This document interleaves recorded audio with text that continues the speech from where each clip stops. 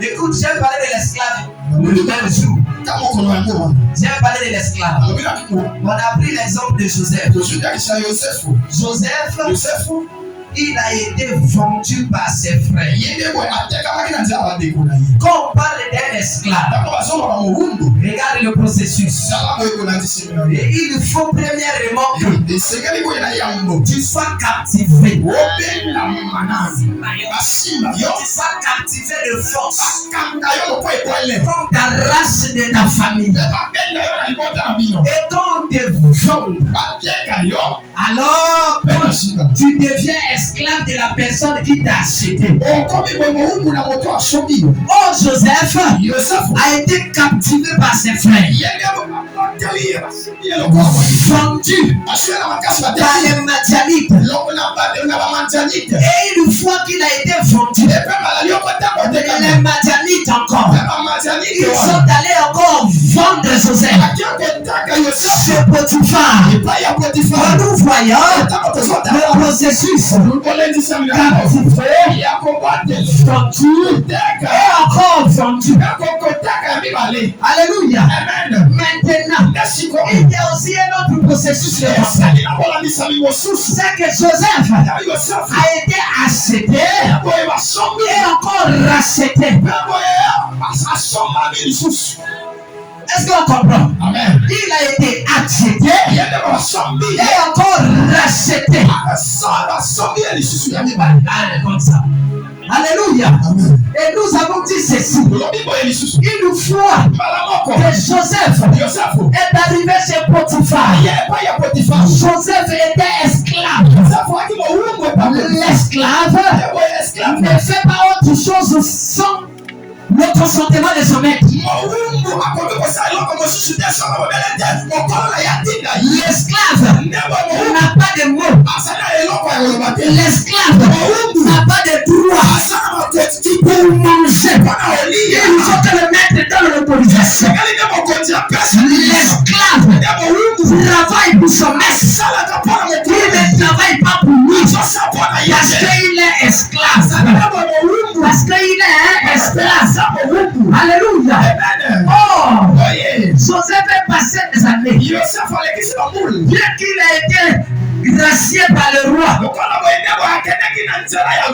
Maintenant, Israël restait toujours dans la captivité. J'ai dit ceci. Il y avait des esclaves. Quand on voyait que l'esclave là était intelligent, il parlait la langue locale, on le prenait, on lui plaçait au milieu des autres esclaves. Il surveillait les autres esclaves. Malgré qu'il semble être libre, mais il est seulement esclave.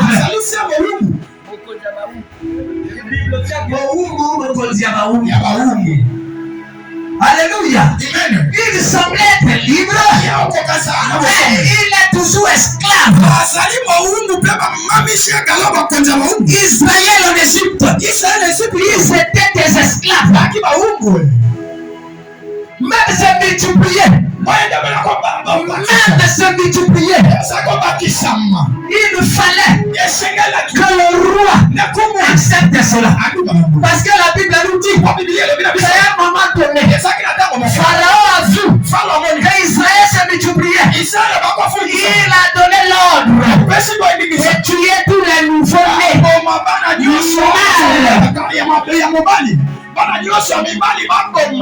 C'est pour dire, quand tu es esclave, tu n'as pas le droit de la multiplication.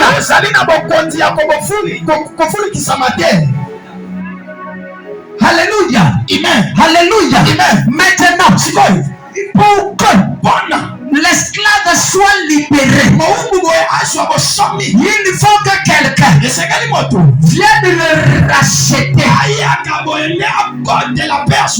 Or, Joseph a été racheté par Potiphar, mais il est resté esclave. Mais c'est comme un homme, quand tu étais esclave, quand il te rachète, c'est pour une liberté totale. Et cet homme, c'est Jésus-Christ. Celui qui libère les esclaves et les donne la liberté. Voilà pourquoi ce matin, je vois la liberté au Seigneur. Oh, je vois la délivrance au Seigneur. Je vois la liberté de ta finance. Je vois la liberté dans ta maison. Je vois la liberté dans les études de ton enfant. Jésus. L'homme, s'il te rachète, il peut encore te revendre.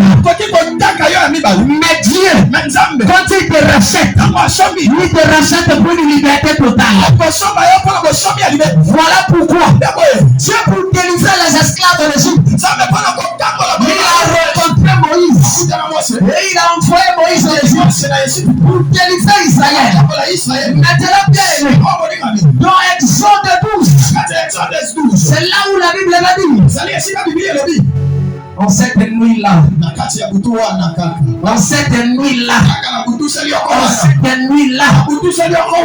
Dieu donna les instructions à Moïse. On devait prendre un bélier ou un agneau qui devait être aux alentours d'une année.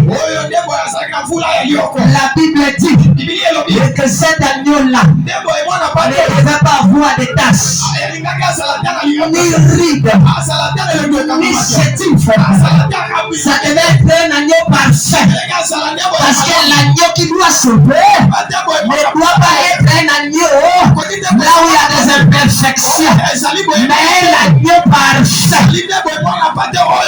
On devait tuer cet agneau, immoler l'agneau, le sang de cet agneau.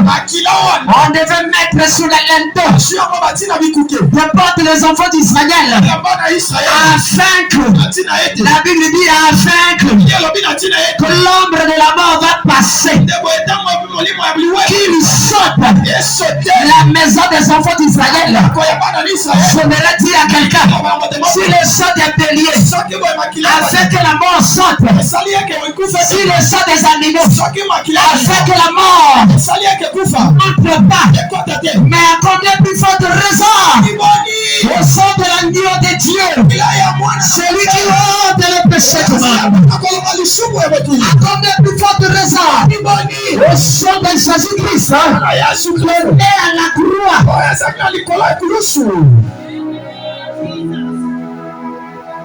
Dieu pour délivrer Israël, il a envoyé Moïse. Mais toi, Dieu pour te délivrer, il n'a pas envoyé le berger, il n'a pas envoyé les évangélistes. La Bible me dit, Jean est entré dans une vision. Il le regardait et on lui dit qu'il y a un livre là. Il n'y a personne pour ouvrir et déceler les choses. Mais la Bible dit, je pleura, cherchant qui allait ouvrir le livre. Aïe, est-ce qu'il y a quelqu'un ce matin ici? Donne-moi la main, Je comprends dans la vision claire. Il n'a pas vu le pasteur, il n'a pas vu les apôtres. Dans le ciel, les 4 êtres vivants, les 24 feuillards, les anges, les archanges, personne ne fut trouvé signe. Personne ne fut trouvé digne. Mais une fois, c'est retenti en disant à Jean, ne pleure pas. Ce matin je te dis, ne pleure pas. Ce matin je te dis, ne pleure pas. Car l'agneau de Dieu a été trouvé digne. Ouvrir le livre et déceler la chose. Alléluia. Est-ce qu'il y a quelqu'un ce matin ici?